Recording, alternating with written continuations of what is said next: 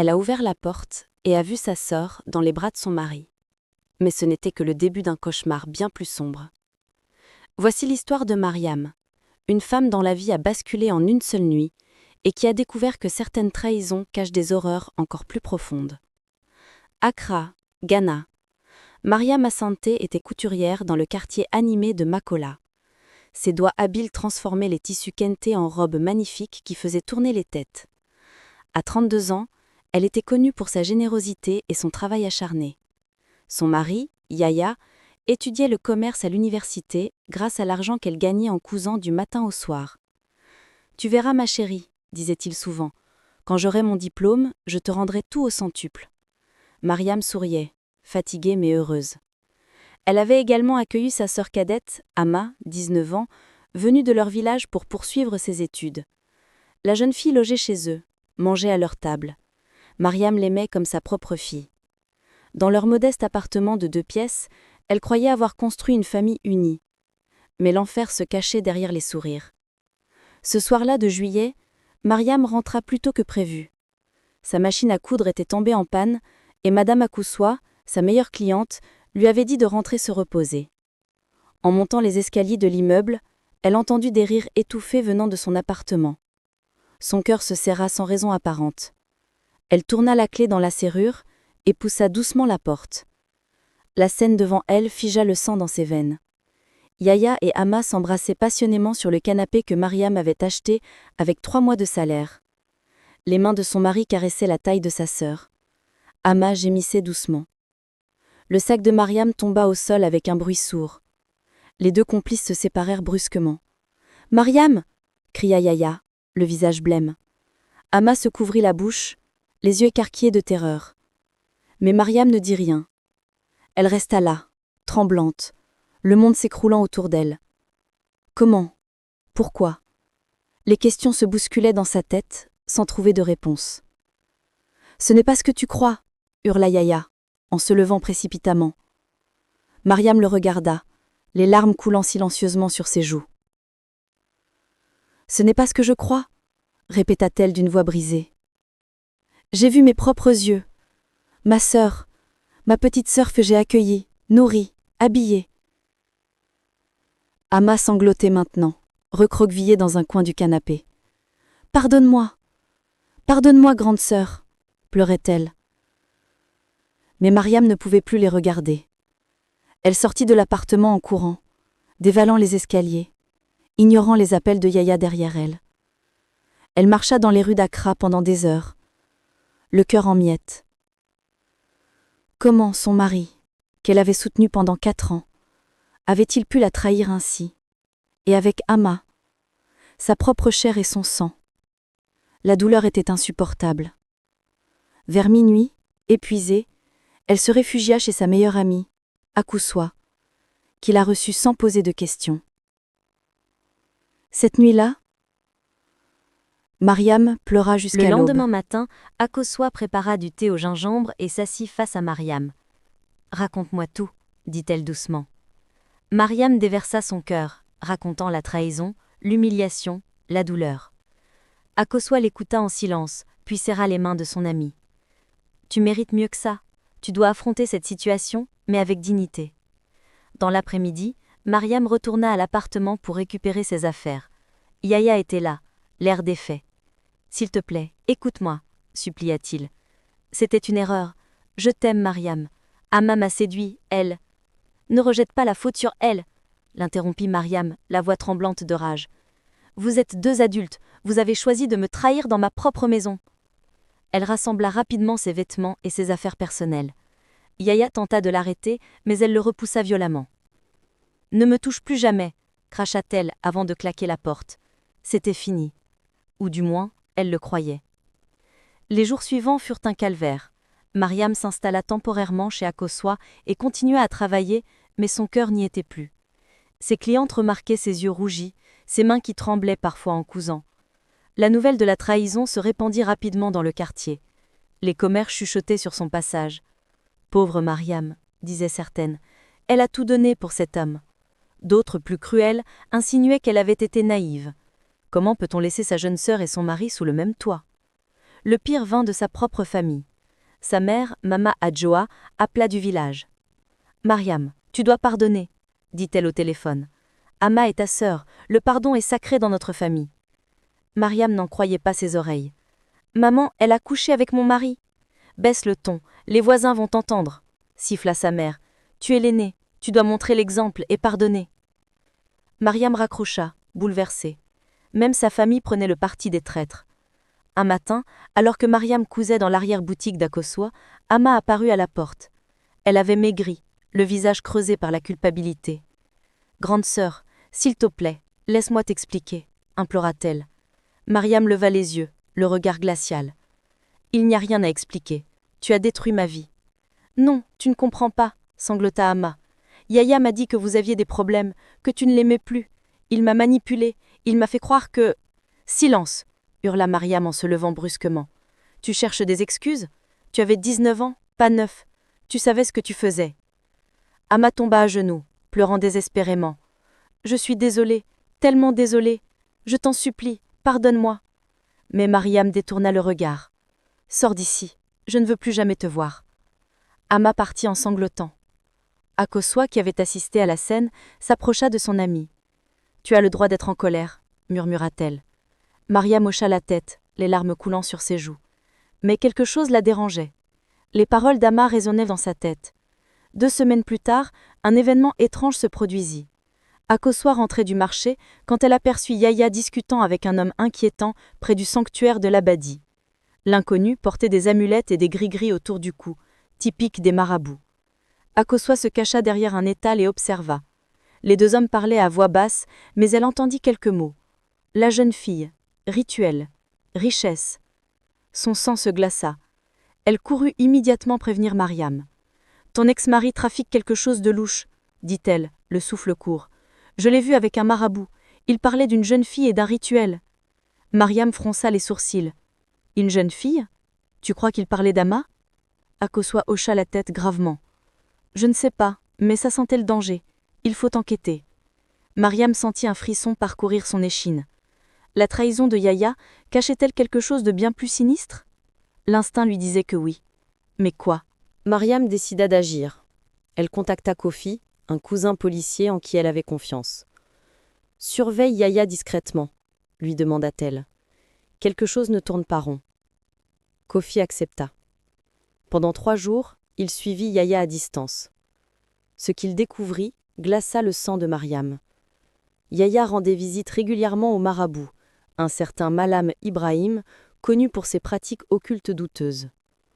Le 4e jour, Kofi réussit à enregistrer une conversation entre eux, dissimulée derrière un mur. « Alors, la fille est prête ?» demanda le marabout d'une voix rauque. « Oui, Malam, » répondit Yaya nerveusement. « Elle me fait confiance maintenant. Elle croit que je l'aime. »« Parfait. Amène-la au sanctuaire vendredi à minuit. Une fois le rituel accompli, tu obtiendras la richesse que tu désires.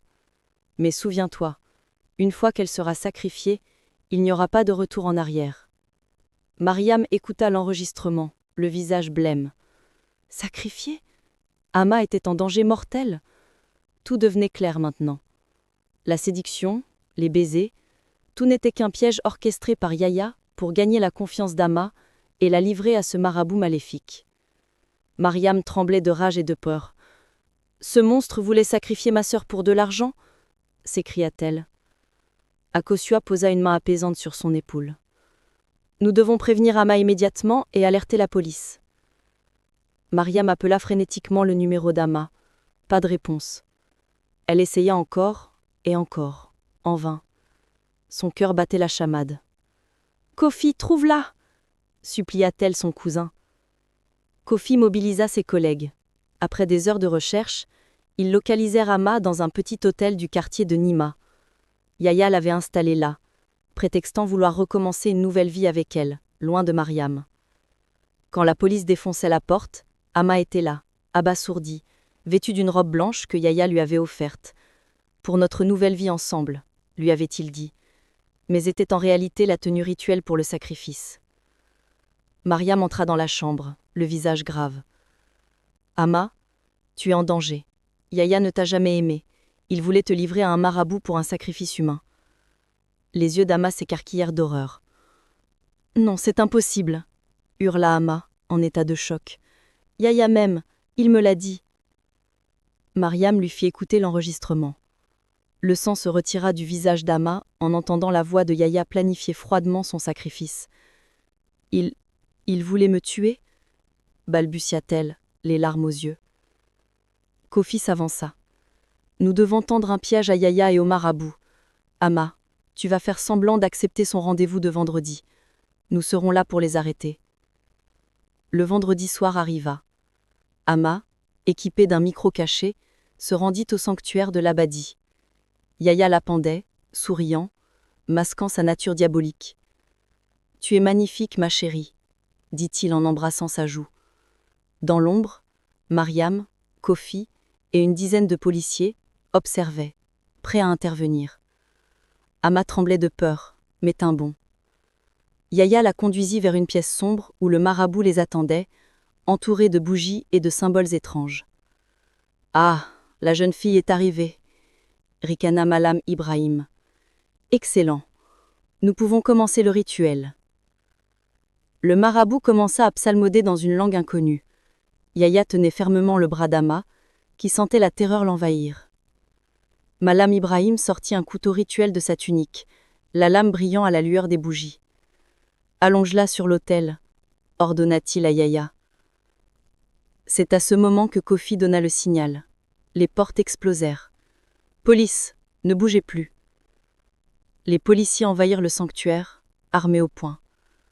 Malam Ibrahim tenta de fuir par une porte dérobée, mais fut plaqué au sol. Yahya lâcha Ama et essaya de se justifier. « Attendez, je peux tout expliquer. C'était juste. »« Tu peux expliquer comment tu allais sacrifier une innocente pour de l'argent ?» rugit Kofi, en le menottant brutalement. Mariam entra alors dans la pièce, le visage dur comme la pierre.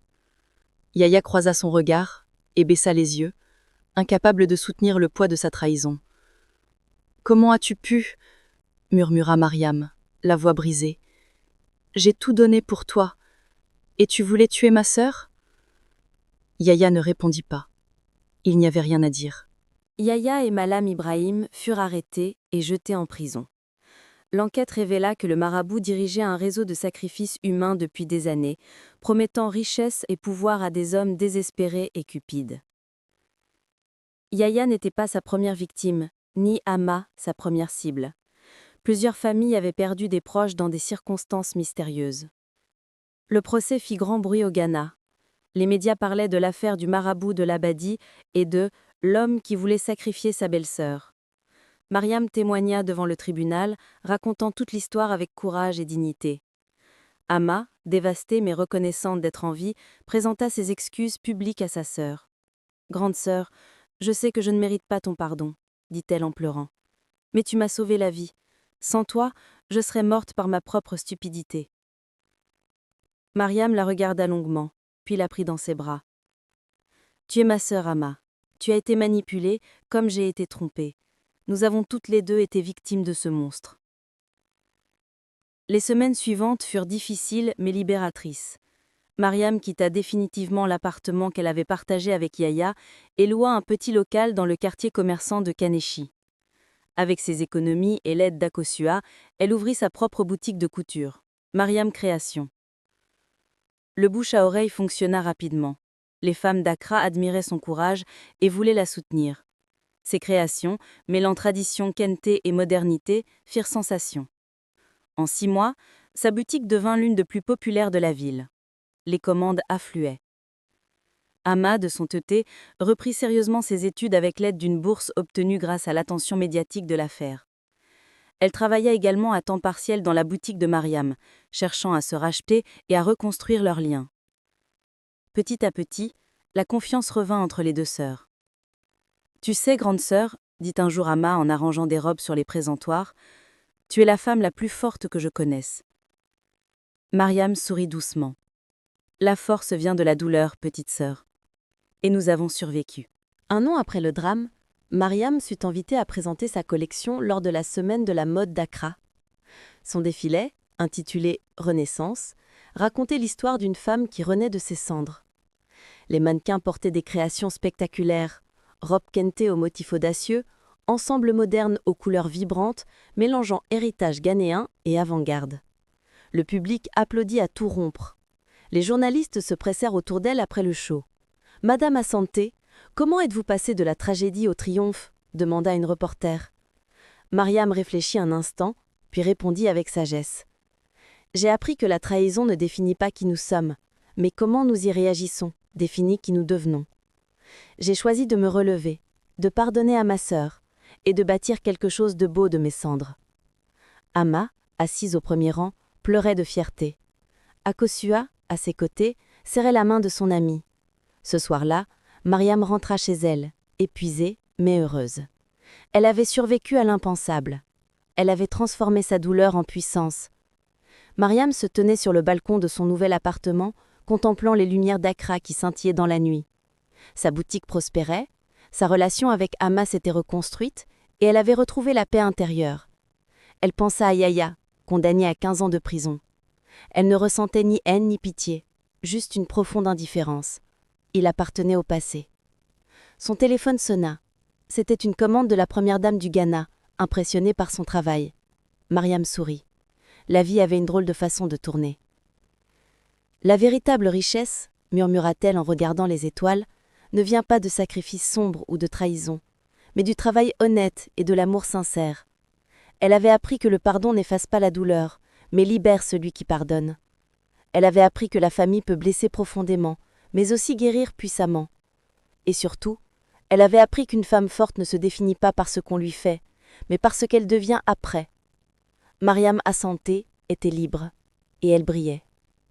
La cupidité et les pratiques occultes conduisent à la destruction, mais le courage, le pardon et le travail honnête mènent à la vraie prospérité. Une femme trahie peut devenir plus forte que jamais, en choisissant de se relever avec dignité.